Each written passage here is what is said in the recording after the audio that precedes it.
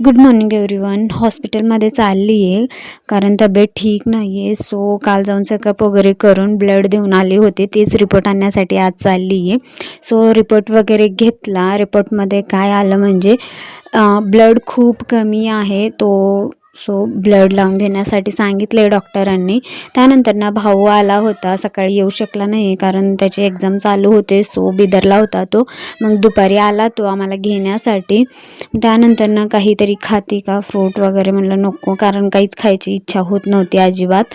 So नंतर ना चहा घेते का म्हटलं तर चहाला कधीच नकोच म्हणतच नाही आहे. मग चहा घेतला तिथं.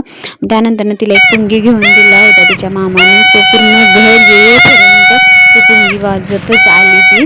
मग घरी संध्याकाळी पप्पांनी ढाळे आणले होते मस्तपैकी. छान असं अंगणात बसून ढाळे आम्ही एन्जॉय केलो. व्हिडिओ आवडला असेल तर लाईक करा, तसंच चॅनलला पण सबस्क्राईब करून घ्या. बाय.